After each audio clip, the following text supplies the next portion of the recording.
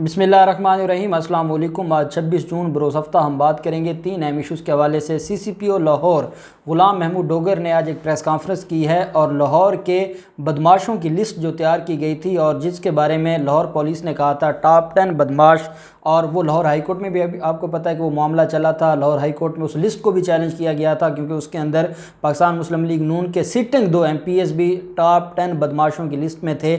आज CCPO लाहौर ने लाहौर के 55 बदमाशों की नई लिस्ट जारी की है और उसमें आप जिसका नाम सुनेंगे उसके पीछे आपको पाकिस्तान मुस्लिम लीग नून खड़ी नज़र आएगी, क्योंकि लाहौर के अंदर जितने भी बड़े माफिया थे उसको चलाने वाले यही लोग थे। और आज ग़ुलाम महमूद डोगर CCPO लाहौर ने उसकी वजाहत कर दी। बड़ी अहम डिटेल्स मैं आपके साथ शेयर करूंगा। ना सिर्फ डिटेल्स बताई हैं बल्कि CCPO लाहौर ने उनके खिलाफ जो कार्रवाइयाँ हैं वो भी बताई हैं और कैसे अब उनके खिलाफ एक्शन लिया जा रहा है उसके ऊपर भी CCPO लाहौर ने जो आज कार्रवाई बताई है वो मैं आपके साथ शेयर करूंगा। साथ हम बात करेंगे पंजाब यूनिवर्सिटी में 300 करोड़ का घपला लगाया गया है करप्शन का, और ये बड़ा ही अहम एक स्कैंडल है जिसके बारे में कहा यह जा रहा है कि जो VC हैं, साबका VC, उनकी इन्वॉल्वमेंट है। पहले भी साबका VC और 9 पंजाब यूनिवर्सिटी के प्रोफेसर्स के खिलाफ करप्शन का रेफरेंस पेंडिंग है और अब एक नया जो स्कैंडल है वो सामने आ गया है, वो भी मैं आपके साथ शेयर करूंगा। और आखिर में हम बात करेंगे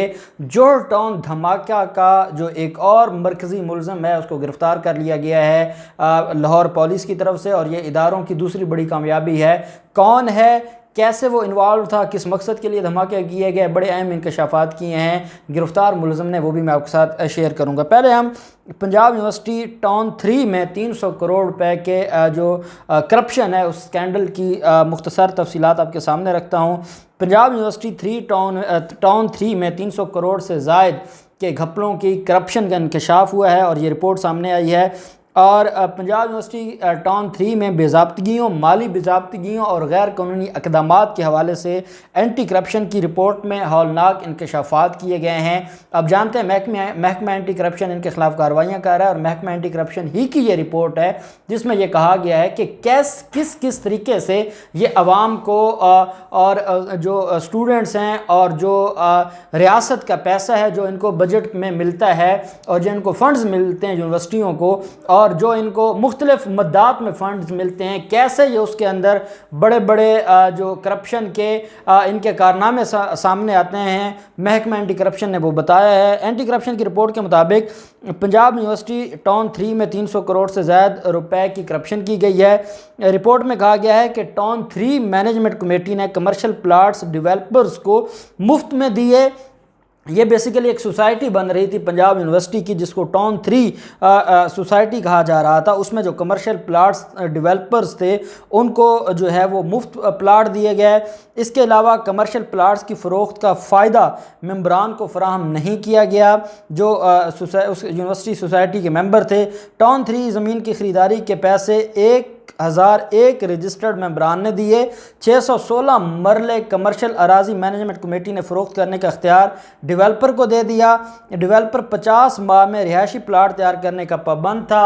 55 माह गुजरने के बावजूद स्कीम का नक्शा भी मंजूर ना हो सका। जो रिपोर्ट है एंटी करप्शन की उसके मुताबिक Punjab university town 3 management committee ने डेवलपर को PU टाउन 3 एक्सटेंशन कैम्प करने की भी इजाज़त दे दी। एक्सटेंशन प्रोजेक्ट में डेवलपर को तमाम सहूलियात इस्तेमाल करने का इख्तियार भी दे दिया। बदले में पंजाब यूनिवर्सिटी टाउन 3 के मेंबरान कोई माली फ़ायदा हासिल ना कर सके। अब क्योंकि जो टाउन 3 के मेंबरान थे वो फ़ायदा तो हासिल ना कर सके, लेकिन जो कमेटी के मेंबरान थे जिन्होंने डेवलपर्स को इतने इख्तियारात दिए, यूनिवर्सिटी का नाम इस्तेमाल करने दिया और उन इख्तियारात को इस्तेमाल करने दिया, वो लोग थे जिन्होंने अपने फ़ायदे लिए, जिन्होंने अपने वहाँ से जो मुख्तलिफ फ़वायद हैं वो हासिल किए।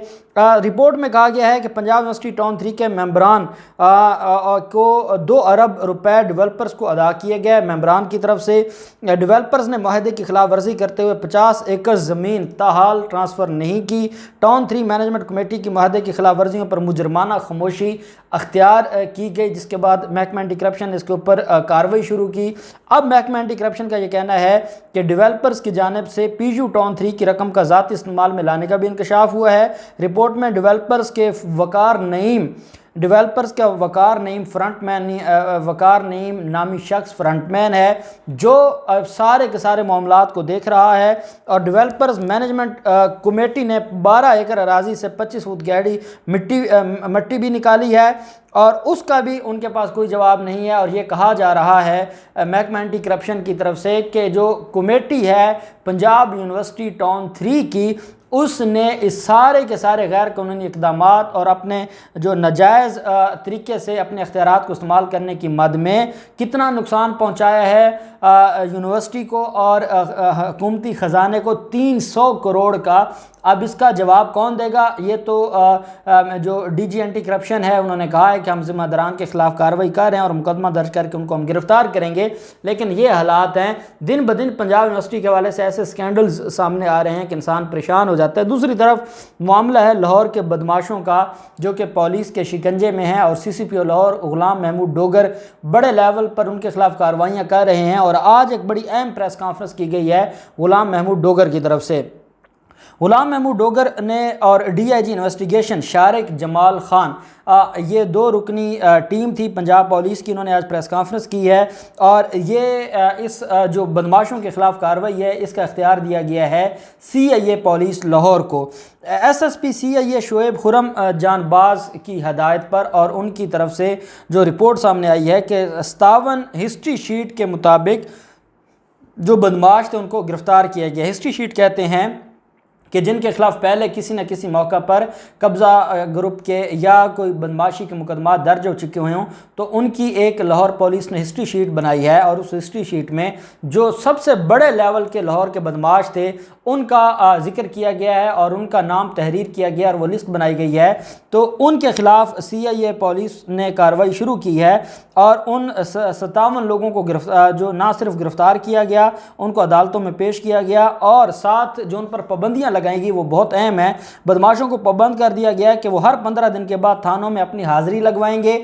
वो इस बात की यकीन दहानी करवाएंगे मुतलका थानों में कि वो अपने एरिया में ही मौजूद हैं और उन्होंने अपने एरिया से बाहर वो कहीं नहीं गए। साथ ये कहा गया है कि हाज़िरी यकीनी बनाई जाने से बदमाशों की नकल हरकत और कार्रवाइयों पर नज़र रखी जा सकती है। मशहूर ज़माना बदमाश ख्वाजा अकील उर्फ गोगी भट्ट, अब जानते हैं गोगी भट्ट के हवाले से, और वो पिछले दिनों में गिरफ़्तार भी थे, और उन्होंने अब एक नया हल्फनामा पुलिस के सामने दिया है और ये कहा है कि मैं आइंदा से किसी भी तरह की बदमाशी की एक्टिविटी में मुलव्वस नहीं हूँगा। और वो बाकायदा इकबाल जुर्म भी किया है और उन्होंने हल्फनामा भी दिया है। इसके अलावा जो आप जानते हैं कि गोगी भट्ट कौन है, उसका पाकिस्तान मुस्लिम लीग नून के साथ क्या ताल्लुक है, मंशा बम कौन है, अच्छा ये वो सारे लोग हैं, तीफी भट्ट, गोगी भट्ट और मंशा बम, ये 3 लोग हैं जिनके वकील भी पाकिस्तान मुस्लिम लीग नून के वकील हैं, और उन्हीं की जो वकला की आदत है वो इनको रिप्रेजेंट करती है अदालतों के अंदर। तो साथ ये कहा गया है कि जो वो इसके अलावा जो हलफनामे जमा करवाने वालों में शेर अली उर्फ बूरे खान है, मलक रियाकत अली है, शाहिद महमूद चौधरी वगैरह शामिल हैं।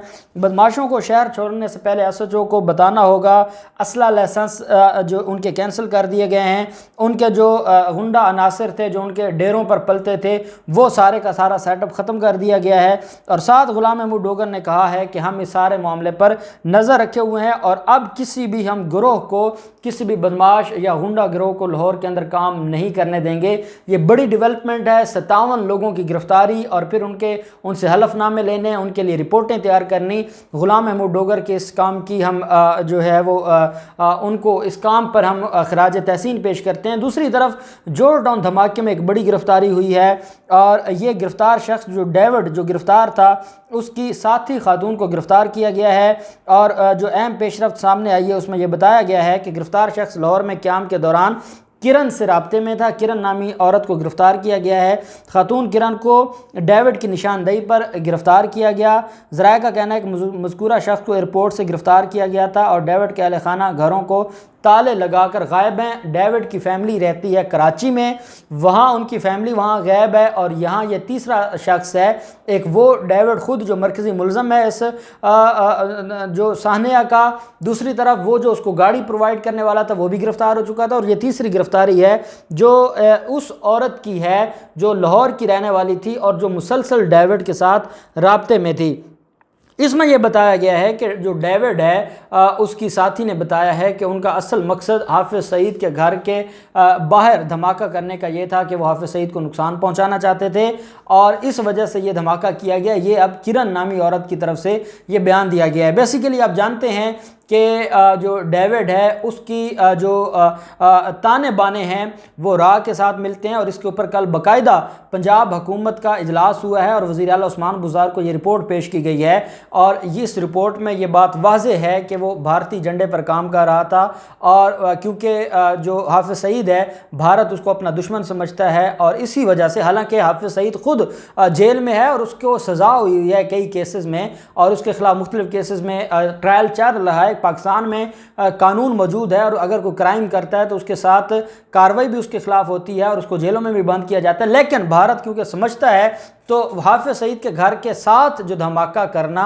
उसमें फिर भारत के मुलव्वस होने का सबूत मिल जाता है और साथ उस्मान बुज़दार को यह बताया गया है कि उसमें ठोस सबूत मौजूद हैं और डेविड इस बात के इकरार कर चुका है।